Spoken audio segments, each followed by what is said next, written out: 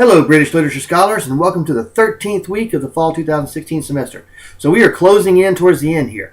We're within the last month of the semester. And now, this week, we're going to introduce you to the research paper.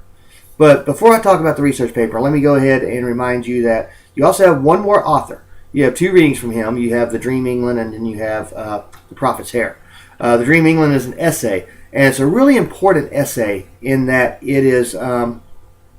It talks about what makes a British writer now, because Rushdie was actually from India, and he's not, he doesn't look like the average British person because he's native Indian. So he's talking about how to be a British writer now does not necessarily mean you come from the islands, and does not necessarily mean you look a certain way or anything like that. A British writer now can come from any of Britain's territories. That's what all this imperialism has done, is it has created British authors that now aren't from England. So he's from India, and of course there are other examples which we are not reading, such as, say, Chinua Achebe out of Nigeria. But for the purposes of this assignment, I've chosen Rushdie. I think he'll be pleased that I chose an author that's still alive. He's actually an honorary professor right here in the state of Georgia, up at Emory University in Atlanta. So he's still alive. He's an interesting character. If you want to go to salmanrushdie.com and read his biography, there is actually a price on his head because he wrote a book called The Satanic Verses, which did not portray Muhammad in a very positive light. So he's still to this day, even though nobody would be able to collect on that anymore because all the people that took that price out on his head have all died. But and even if somebody did murder him, I don't know how they would ever collect the money if they were in jail. But nevertheless, he still has to be careful about his travels, and he still has to be careful when he makes public appearances. But he is still a very important author in that he's a British author who wasn't born in England or Ireland, or wasn't born to, say, white parents in India like Rudyard Kipling was. So read that essay very closely. Take a look at what he says about now. Being British does not necessarily mean what it used to mean, but now it can mean almost anything. And then he talks a little bit about his dual heritage. He's got his Indian heritage and his British heritage. And how does a writer fit in to the British canon when one identifies with two different nationalities? So that's a very interesting discussion also. And this will be your last posting as well. You're going to have to do a posting on Rushdie. Now, your research paper, the reason we've been doing these postings all semester, one is to make sure you're reading the material, obviously.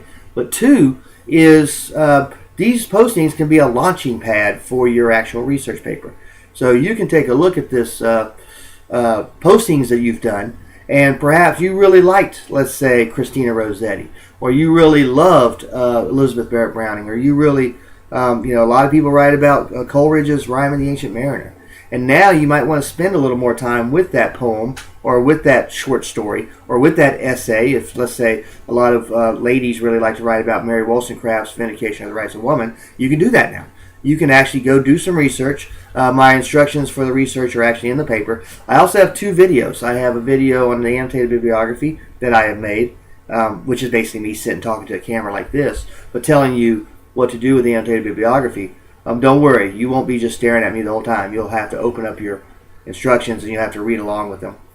And then one on the research paper, because both of those videos should be reviews of what you did in English 1102. But what if you haven't taken an English 1102 in a year or two? So what do you do? So I've kind of put those videos together to help you out. There are also a ton of resources in the research paper folder. A ton of them. I've got sample annotated bibliographies. I've got essays on annotated bibliographies. I got links to the library website. I've got resources for how to incorporate research into a paper. So I've got all kinds of resources in there that you could find useful in helping you with this research paper. And the reason I put those resources in there is for that very reason.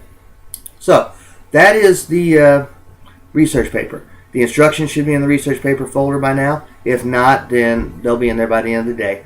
But they should be in there. And that's it. So this is it. This is your big project. This is what all these postings and all these readings have led up to.